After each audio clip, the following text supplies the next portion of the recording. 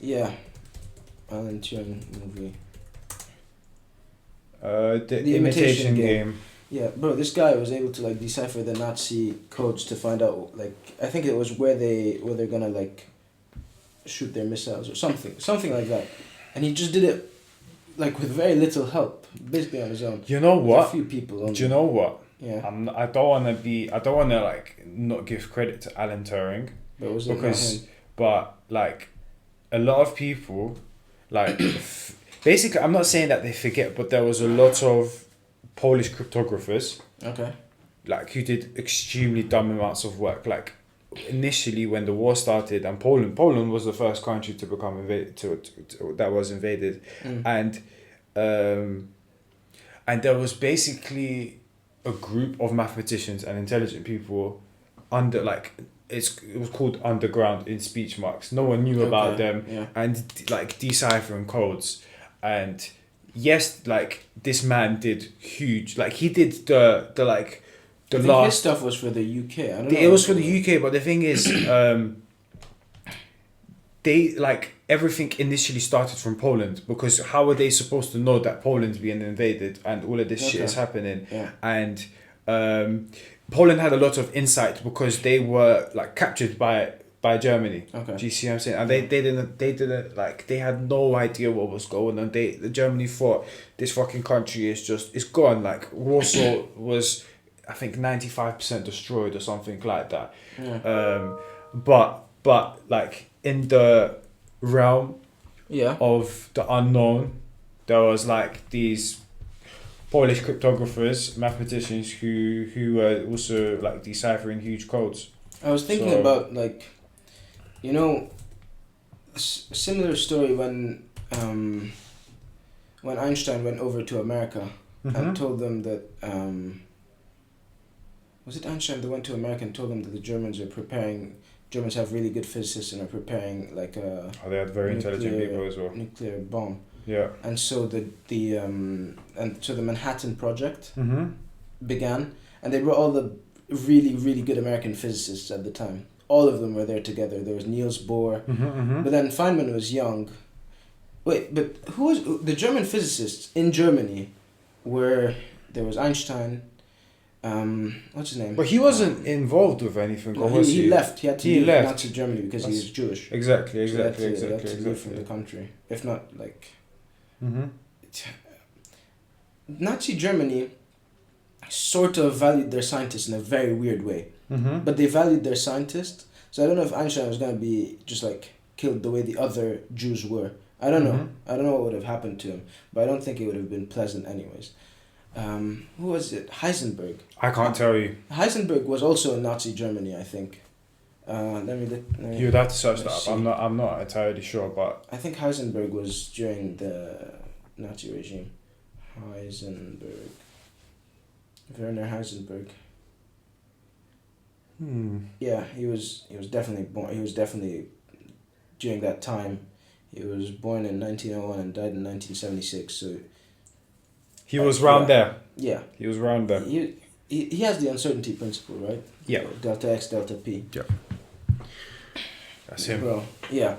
So anyways, Einstein had to leave, and he warned them about like the Germans have really good physicists. They're going to be able to make something that's extremely powerful, like a nuclear bomb. Yeah. So all the American physicists went down and started the Manhattan Project. Yeah. And who was it? It was.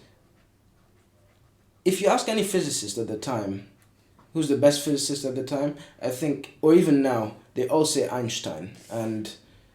But when they say Einstein, they say the second closest was Paul Dirac, who's this like English / French. Yeah. But he's not French. That guy was clever. He was really clever. He went to his dad was really strict with him. So what did he invent? He is it Dirac delta function? There's is it him? Yeah. Yeah. Go into the first equation they'll show you is his equation. Dirac made fundamental contributions to the early development of both quantum mechanics and quantum electrodynamics. Yeah. Quantum theory. He did a shit ton of stuff. But wait, go into his formula. If you just go into Dirac formula. Right. Just write that. Formula. I think that's one he gave I don't understand. Yeah. This is for quantum. But I don't understand it. But I just wanted to see it. Yeah, I had a few things. This is past our knowledge. Yeah, But not good enough at physics. Hopefully yet. Relativistic wave equation derived by British physicists. It is free from. Or Bro, you know he was so clever. This guy. How do these guys think of this stuff? I don't know. So you know what he? I think he went to Cambridge for engineering. His dad wanted him to go for engineering. Dirac. But he didn't like engineering, so he finished it quick. He finished the course in 2 years. A lot of people do that. Bro, a lot of these physicists. He went to Cambridge engineering, finished the course in 2 years so they can move on and do physics because he liked it more. He got a Nobel Peace Prize, yeah. Nobel Peace Prize, or yeah. Nobel Prize in physics. Yeah. 1933. I can't remember what it was for, but I remember he did get a Nobel. He's a smart guy, we must say. I mean, this is, I don't understand. These were the two big physicists of the 20th century. Like the really, really big ones. But then the loved one by students is Feynman. Everyone. Yeah, I mean, because the guy just knows how to teach. Like, okay, this guy, cool. He's like the teacher you want to have. He's the God teacher. Like, he will explain, like, things to you that you wouldn't even be able to comprehend usually. And he does it in a way where, like... It doesn't even feel like physics. Yeah, it just feels like you're listening to like cool information. Yeah, it's just like, oh well, he was explaining tunneling, quantum tunneling. You know when something jumps the forbidden region, like where it shouldn't be supposed to go through, but it still can go through, like an electron, I think. And he explained it by, like, imagine you push a ball, or you push something into a volcano with a really tiny like hole.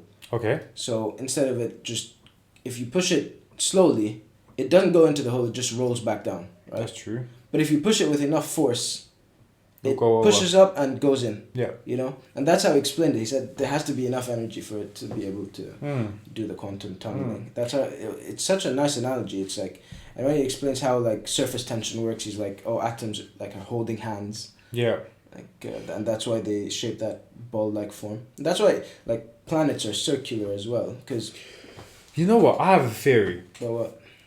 I don't know why, but it just seems so strange to me that everything works in like a orbital nature. Our atoms, like our electrons are orbiting. Do you see what I'm saying? And you know, we are created out of millions of these atoms, and then our planet orbiting around the sun, right? And then and then you go up again, and everything then is galaxies, like a round-ish yeah, but exactly, it's not. It's an eclipse. I don't know. It's ellipse. But Like you can express in terms of pi. And if I'm pretty sure you can. Yeah, of course. And I'm not 100% sure, but I'm pretty sure you can. And go to the next next level. Galaxies are spinning around other things, and then on another, like it's like from the fundamentals to the biggest things on this like universe, everything somehow is just fucking spinning. Yeah, they say like the micro imitates the macro and vice versa. So like in economics, isn't it? In economics it's different. Micro and macroeconomics are so different from what I've done in economics anyways. Like I haven't done too much economics. I stopped economics before uni. Like, I just stopped economics a year ago. But micro and macro are so different. Oh, in economics? Yeah. Teach me. I mean, I know... Bro, I don't think I'm even competent enough to still do it. Okay. I used to help out with the math and economics parts. Okay. So supply and demand? Like supply and demand, I used to be able to like find out, I forgot the words, like if there's shortages or not. I wouldn't be able to explain it that well. I'm really like rusty. I'm extremely rusty on economics. But I just knew that I liked micro more than macro, and there was a massive difference. No, I mean, definitely. I think macro is the whole picture like of whole scale economics. But I think it's difficult to manage macroeconomics because like everyone has different ideas on macroeconomics. Everyone has different ideas on everything.